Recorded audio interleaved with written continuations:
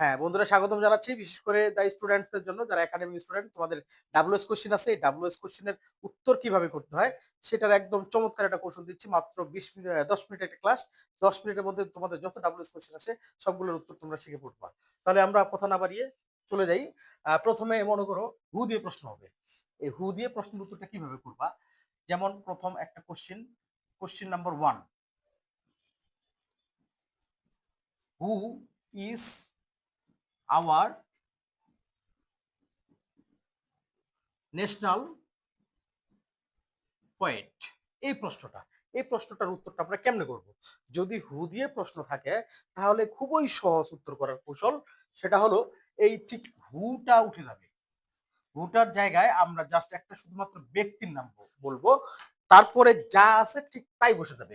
কি আছে? ইজ আছে, মনে করো ইজ বসাই দিলাম। আওয়ার আছে, আওয়ার বসাই দিলাম। ন্যাশনাল আছে, ন্যাশনাল বসাই দিলাম। পয়েন্ট আছে, পয়েন্ট বসাই দিলাম। আর শেষে প্রশ্নবোধক আছে, প্রশ্নবোধক চিহ্ন দেওয়া যাবে না। এখানে দিতে হবে কি?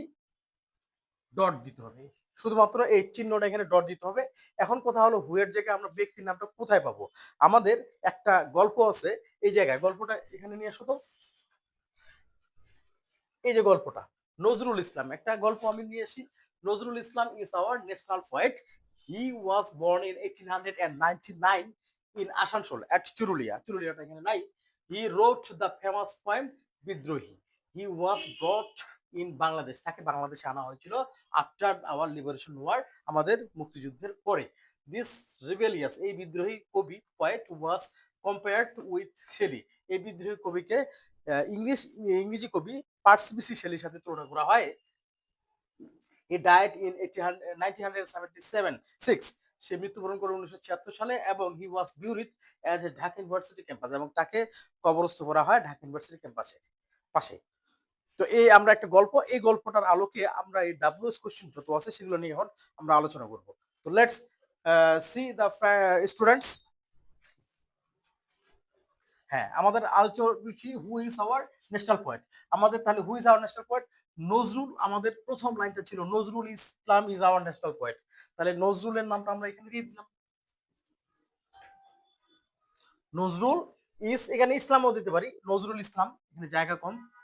Nazrul Islam, Nazrul Islam is our national point. তাহলে হু দিয়ে যখন প্রশ্ন করবে তাহলে ঘাবড়ানোর কোনো দরকার নাই, জাস্ট হু এর জায়গায় শুধুমাত্র একটা ব্যক্তির নাম দিতে হবে। আর যদি হোয়াট দিয়ে প্রশ্ন করা হয়, আচ্ছা হোয়াট দিয়ে কি? Question number 2, what is Nazrul's Nazrul's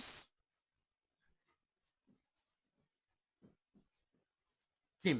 নজরুলের থিমটা কি? নজরুল কবিতার থিমটা কি? আচ্ছা, আমরা বলছিলাম রিবেলিয়াস, রিবেলিয়াস পোয়েট। তাহলে হোয়াটের জায়গায় আমরা দিতে পারি কি?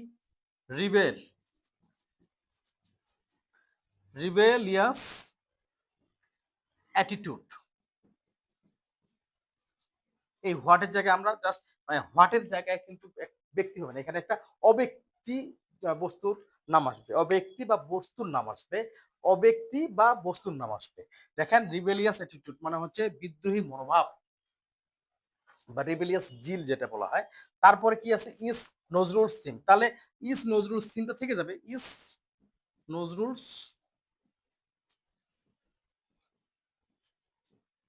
সিম। শেষে প্রশ্নবোধক চিহ্ন আর হবে না, সেখানে সেখানে হবে ডট। আচ্ছা, আমরা আরেকবার দেখা দিচ্ছি। তাহলে রিবেলিয়াস অ্যাটিটিউড ইজ নজরুলস থিম। যদি হোয়াট দিয়ে প্রশ্ন করে, আমি হোয়াট দিয়ে আরেকটা সহজ কোশ্চেন দিচ্ছি।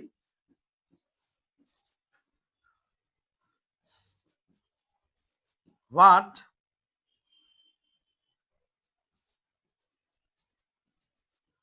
অ্যামিউজড অথবা সারপ্রাইজড, সারপ্রাইজড ইউ, তোমাকে কোন জিনিসটা সারপ্রাইজ করে? তাহলে আমরা এখানে কি বলবো? মনে করো আমরা একটা প্রাকৃতিক দৃশ্য দেখতে গেছি, সেখানে একটা বিষয় আমাদেরকে বা একটা জিনিস আমাদেরকে সারপ্রাইজ করেছিল। কি? সেটা হতে পারে একটা সার্কাস বা একটা ন্যাচারাল বিউটি অথবা একটা ঝর্ণা স্ট্রিম। তাহলে আমরা বলতে পারি দ্য স্ট্রিম অ্যামিউজড মি। আচ্ছা, এখানে আরেকটা কথা, ইউটা যদি সাবজেক্টের পরে থাকে, ভার্বের পরে থাকে, দেখেন এই ভার্বের পরে থাকে তাহলে ইউ এর জায়গায় আমাদের উত্তরে করার সময় আমরা বসাবো মি। আর যদি ভার্বের আগে থাকে, কোনো কারণে যদি আগে থাকে, তাহলে সেখানে আমরা বসাবো উত্তর করার সময় আই অথবা উই। এটা কিন্তু মাথায় রাখতে হবে। যদি আমাদের ইউটা সামনেও থাকতে, কারণ ইউটা হলো সাবজেক্টিভ ফর্ম অবজেক্টিভ ফর্ম দুইটাই একই রকম রূপ। তো আমরা সহজ কৌশল হলো ভার্বের পরে বসলে ওই ইউটা হয় অবজেক্টিভ ফর্ম, যে জন্য আমরা বসাবো ইউ এর জায়গায় জাস্ট মি। আর যদি ভার্বের আগে বসে তাহলে সেটাকে সাবজেক্টিভ ফর্ম হিসেবে ধরে নিয়ে আমরা আই অথবা উই বসাবো। তাহলে হোয়াট অ্যামিউজড অথবা সারপ্রাইজড ইউ উত্তর করার সময় আমরা কি বলবো? দা স্ট্রিম।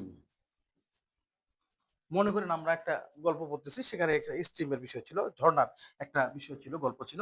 তারপরে কি সারপ্রাইজড অথবা অ্যামিউজড যে কোনো একটা আমরা বসাই দিলাম, যে কোনো একটা সারপ্রাইজড। আমরা আলোচনার সুবিধার জন্য এগুলো নিয়েছিলাম। তারপরে কি আমরা ইউ কিন্তু এখন বসাবো না, এখন বসাবো আমরা মি। উত্তর করার সময় ডাব্লিউএস কোশ্চেন করার সময় এই ছোট ছোট উত্তর করলে বাস 2 মার্কস 2 মার্কস। এই ছোট ছোট জিনিসগুলো শুধু জানতে হবে। দেখা যাচ্ছে পুরোটাই। আচ্ছা, তাহলে আমরা হু এবং হোয়াট, হু এবং হোয়াট কিভাবে প্রশ্নের উত্তর করতে হয় সেটা জানলাম। আমরা এখন পরবর্তী বিষয়গুলো জানবো। যেমন যদি মনে করেন যে আরেকটা যেটা আসে সেটা হচ্ছে হোয়ার এবং হোয়াইন, এই দুটোর উপরে আসবেই।